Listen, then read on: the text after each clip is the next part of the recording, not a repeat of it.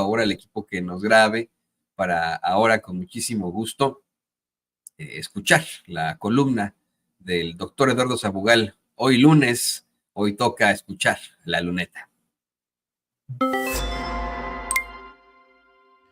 ¿Qué tal? Yo soy Eduardo Sabugal y esto es La Luneta, videocolumna para Sin Censura. Andrés Manuel López Obrador ganó el debate.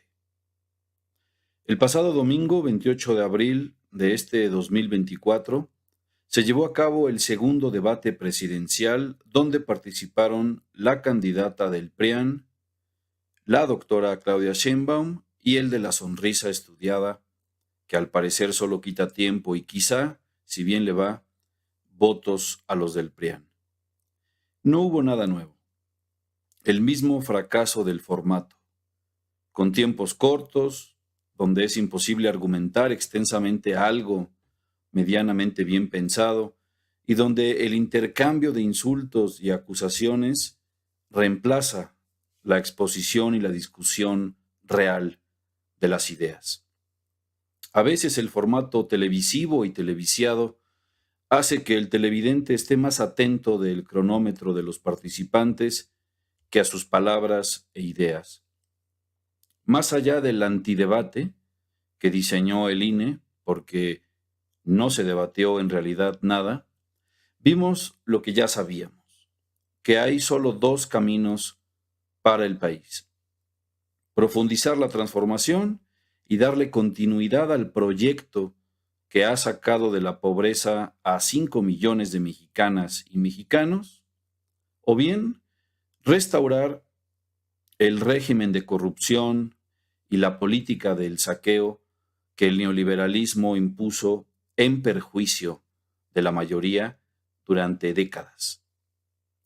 Más allá de las candidatas y el candidato, lo que en realidad se confronta en la coyuntura actual son dos formas radicalmente opuestas de entender la realidad, dos epistemes, dos ideologías que Andrés Manuel López Obrador, gran conocedor de la historia de México, ha explicado hasta el cansancio y que algunos quieren reducir a la palabrita de moda polarización. Los que se engañan creyendo que hay un tercer camino naranja, o bien son muy ingenuos o francamente ignorantes. No hay tercer camino. La forma en que se ha gobernado en Nuevo León y en Jalisco muestran que Movimiento Ciudadano es una especie de pan naranja. Mismos actos de corrupción, de represión y de autoritarismo. Sugerir quitar el IVA a las bicicletas, leer un enternecedor texto de un niño de 5 años o sonreír como en un comercial de pasta dental solo movilizará el voto de los tontos que se enganchan con la publicidad de un producto chatarra. Si Lázaro Cárdenas viviera, le daría pena un personaje de este tipo. Bien hicieron en increparlo en la UAM.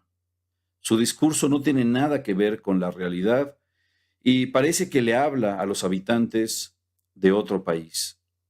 Su narrativa sobre los niños es, en efecto, infantil. Dice que los niños no votan y por eso no se les atiende, y que los niños, al no ser un sector del electorado, han sido descuidados. Pero uno se pregunta, ¿qué? ¿Los niños no tienen mamá o papá o tutores que sí votan?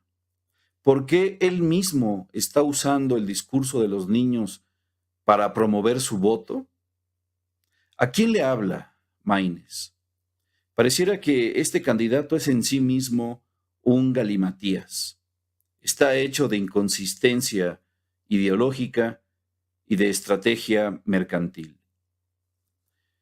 Malditos aquellos que con sus palabras defienden al pueblo y con sus hechos los traicionan, decía Benito Juárez. Y sí, esa frase aplica perfectamente a los prianistas. ¿Cómo se atreve a hablar de los pueblos indígenas, la candidata del PRIAN, ya bautizada como la corrupta, después de lo del Fobaproa y lo de Atenco? solo por citar dos ejemplos. La peor represión a un pueblo indígena fue en San Salvador Atenco y se dio mientras la candidata del PRIAN era la titular de la Comisión de los Pueblos Indígenas. El pueblo de México no lo olvida. Aún tenemos en la memoria las imágenes atroces de las golpizas propinadas a los pobladores de Atenco y aún recordamos que varias mujeres fueron violadas en ese operativo salvaje.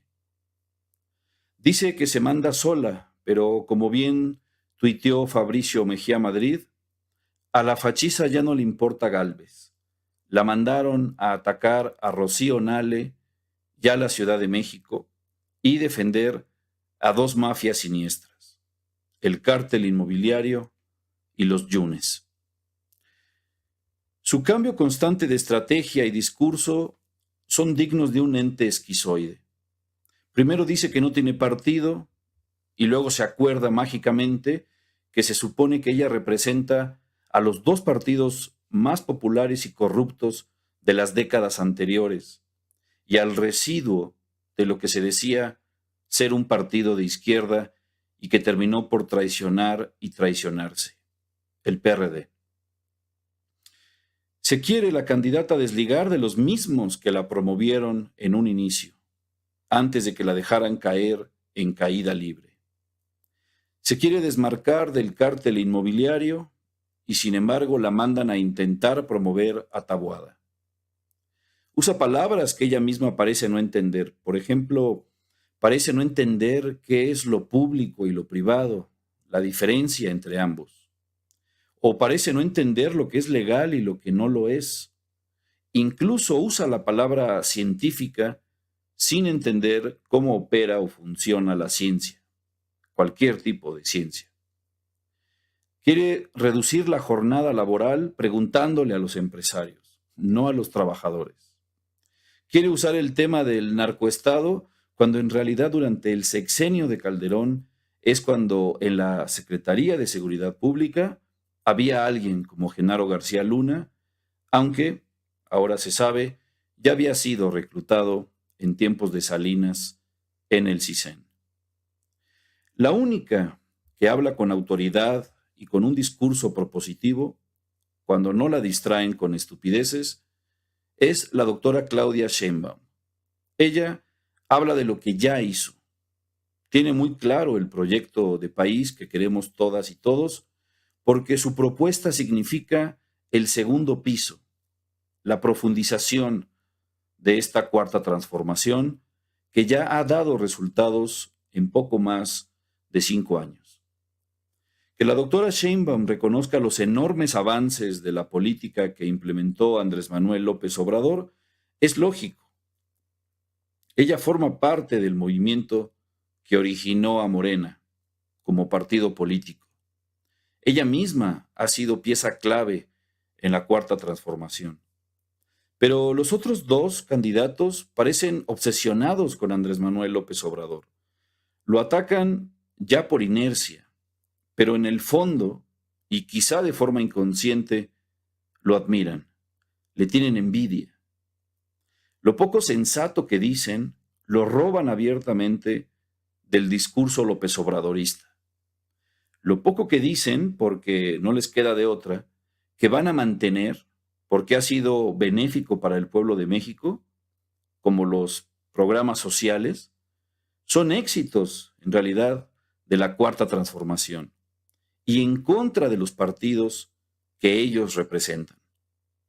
Los logros en política ambiental, en infraestructura, en derechos laborales, en reducción de la desigualdad, la necesidad de regenerar al país, de moralizar el ejercicio público, las virtudes de la austeridad y la honradez, han sido gracias a la visión de país que impuso Andrés Manuel López Obrador desde la primera vez que fue candidato en el 2006.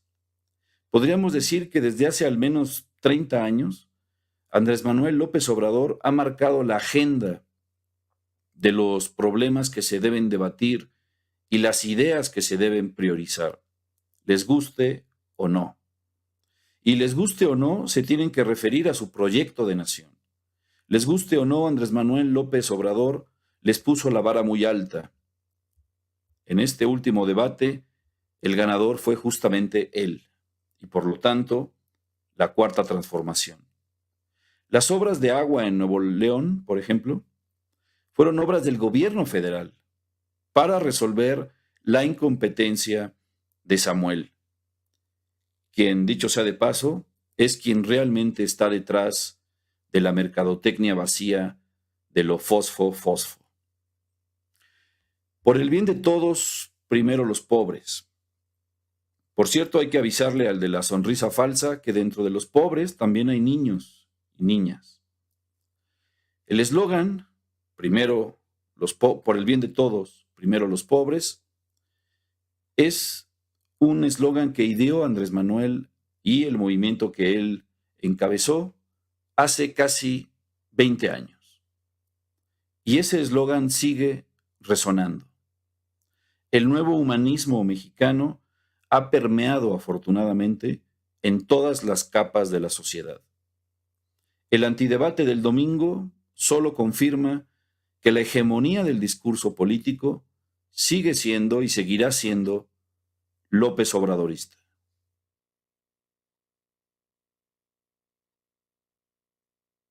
Yo ahí tengo un par de circunstancias que me gustaría platicar también en su momento con el doctor Eduardo Sabugal. Sí, efectivamente, pues el que habría ganado el sexenio es Andrés Manuel López Obrador, pero pues, a la hora del debate, ahí los que participaron fueron otros. Miren, si usted revisa algunos de los medios de comunicación corporativos hoy en estos momentos, por ejemplo, Proceso, a ver si don David puede hacerle un análisis rapidísimo a la página de Proceso. Notas, pero en las que quieren sustentar la idea de Xóchitl de que ella se manda sola, copiando lo que dijo Alatorre. Y en las que hace pues referencias a que supuestamente la doctora Claudia Sheinbaum recibe pues directrices del presidente López Obrador, ¿no? Creo que lo digo con mucha seriedad, pues es precisamente eso lo que plantean ellos, ¿no? En los medios de comunicación corporativos, que el que ganó el debate fue López Obrador y no Claudia Sheinbaum. Ahí está, de verdad, de la forma más desagradable Proceso. Es que le estoy buscando la nota por ahí. Ahí está, miren, segundo debate, Xóchitl al ataque y Sheinbaum a la defensa de AMLO. Qué porquería, ¿no? De la muy empanizada revista Proceso. Son porquerías. Bueno, ahí está. Pero muy interesante lo que nos plantea con muchísimo sustento el doctor Eduardo Sabugal aquí en Sin Censura. Siempre es un placer escucharlo, escuchar sus reflexiones. Y bueno,